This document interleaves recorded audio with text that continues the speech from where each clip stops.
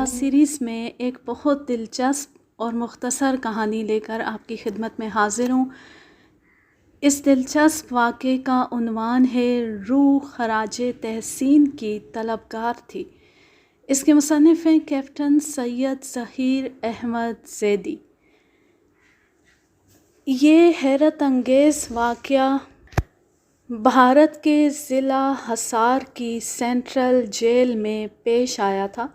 میرے ماموں سید اکبر علی اس واقعے کے عینی شاہد ہیں۔ سینٹرل جیل میں خطرناک قیدیوں کے لیے ایک قید خانہ بنا ہوا تھا، جہاں 24 گھنٹے ہتھیار بند پولیس کی نفری کا پہرا ہوتا تھا۔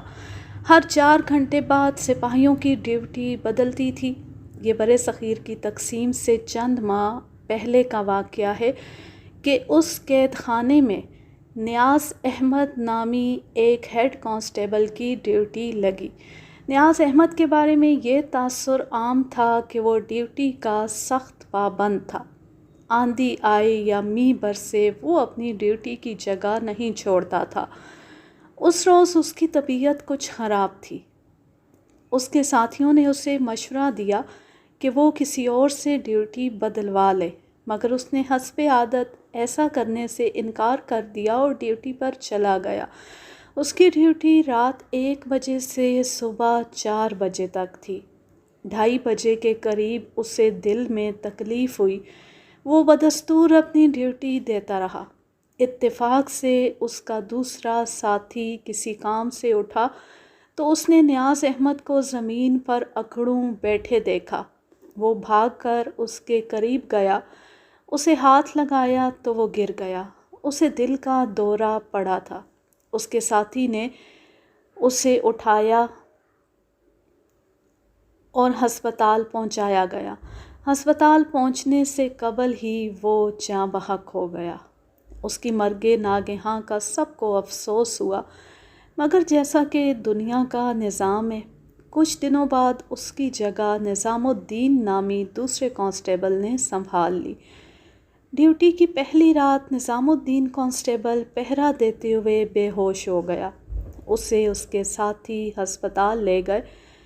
بے ہوشی کے عالم میں اس کے منہ سے نیاز نیاز کا نام نکل رہا تھا۔ کچھ دیر بعد جب اسے ہوش آیا تو اس نے بتایا کہ اس نے پہرا دیتے ہوئے ایک ہیولے کو دیکھا۔ وہ قریب گیا تو وہ نیاز احمد تھا، جو اپنی بندوق سمیت جیل خانے کے چاروں طرف راؤنڈ لگا رہا تھا۔ نظام کو اپنی آنکھوں پر یقین نہیں آ رہا تھا۔ اس نے اسے آواز دی، نیاز، یہ تم ہو؟ نیاز کسی مجسمے کی مانند کھڑا ہو گیا اور کچھ دیر بعد پھر راؤنڈ لگانے لگا۔ یہ منظر کبھی واضح ہو جاتا تھا اور کبھی اوجھل۔ نظام کے اعصاب جواب دے گئے اور وہ بے ہوش ہو گیا۔ وہ قسمیں کھا کھا کر سب کو یقین دلا رہا تھا کہ وہ نیاز احمد ہی تھا، مگر انہوں نے اسے اس کا وہم اور خوف سمجھا۔ نظام نے اپنی ڈیوٹی وہاں سے بدلوا لی۔ کچھ دنوں بعد یہی واقعہ دوسرے کانسٹیبل کے ساتھ بھی پیش آیا۔ وہ بے ہوش نہیں ہوا بلکہ ڈیوٹی چھوڑ کر بھاگ آیا اور بتانے لگا کہ اس نے نیاز مرحوم کو وہاں پہرا دیتے دیکھا تھا، جو اپنے مخصوص انداز میں راؤنڈ لے رہا تھا۔ یہ بات چند روز بعد عام ہو گئی کہ نیاز احمد کی روح پہرا دیتی ہے۔ بہت سے سپاہیوں کو یہ منظر واضح طور پر دکھائی دیا اور 1 بجے سے 4 بجے کے دوران ہی ڈیوٹی دینے والوں کو نیاز احمد کی روح دکھائی دیتی تھی۔ کمزور دل سپاہیوں نے اس وقت ڈیوٹی دینے سے انکار کر دیا۔ کچھ سپاہیوں نے استعفیٰ دے دیا۔ یہ شکایتیں جب بڑھنے لگیں تو ضلع حصار کے پولیس ہیڈ کوارٹر کے ایس پی اس معاملے کی تحقیقات کے لیے خود جیل خانے آ گئے۔ وہ ایک نڈر اور معاملہ فہم انگریز افسر تھا۔ اس نے ان تمام لوگوں کے بیانات قلم بند کیے جنہیں نیاز احمد کی روح کو ڈیوٹی دیتے ہوئے دیکھنے کا موقع ملا تھا۔ سب نے یہی بیان دیا کہ واقعی اس بات میں حقیقت ہے کہ نیاز احمد کی روح ان مقررہ اوقات میں وہاں پہرا دیتی دیکھی گئی تھی۔ وہ وردی پہنے ہوتا ہے اور بندوق اس کے کندھے پر رکھی ہوتی ہے۔ انگریز پولیس افسر سوچ میں پڑ گیا، کیونکہ اس سے قبل اس قسم کی شکایت کبھی سننے میں نہیں آئی تھی اور اتنے سارے لوگ جھوٹ بھی نہیں بول سکتے تھے۔ لہٰذا اس نے یہ فیصلہ کیا کہ وہ ان اوقات میں خود پہرا دے گا تاکہ حقیقت کا سراغ لگایا جا سکے۔ اس کے اس ارادے کا علم جب عملے کو ہوا، انہوں نے افسر کو سمجھایا کہ اگر اسے کوئی نقصان پہنچا تو ساری ذمہ داری ان لوگوں پر آ جائے گی۔ انگریز افسر نے انہیں ایک تحریر لکھ کر دی کہ اگر پہرے کے دوران مجھے کسی قسم کا نقصان پہنچا تو میں خود اس کا ذمہ دار ہوں گا۔ جیل کے انچارج نے یہ تحریر لکھ دی تاکہ صورتحال بگڑ جائے تو ان پر آنچ نہ آ سکے۔ ایس پی نے نیاز احمد کا پورا ریکارڈ منگوا کر اس کا بغور مطالعہ کیا، اس کی تصویر دیکھی، اس کی عادات و اطوار کے بارے میں اس کے ساتھیوں سے سوالات کیے۔ اپنے طور پر اس نے پوری تیاری کر لی اور اگلے روز رات کو 1 بجے وہ مسلح ہو کر اس جگہ اکیلا پہنچ گیا۔ اس نے سنا تھا کہ 2-3 لوگ ہوں تو وہ روح دکھائی نہیں دیتی۔ ایس پی نے راؤنڈ شروع کر دیا۔ 1 گھنٹے تک انہیں کوئی ایسی شے دکھائی نہیں دی جس سے وہ خوفزدہ ہوتے۔ 2:30 بجے انہوں نے محسوس کیا کہ کوئی ان کے ساتھ ساتھ پھر رہا ہے۔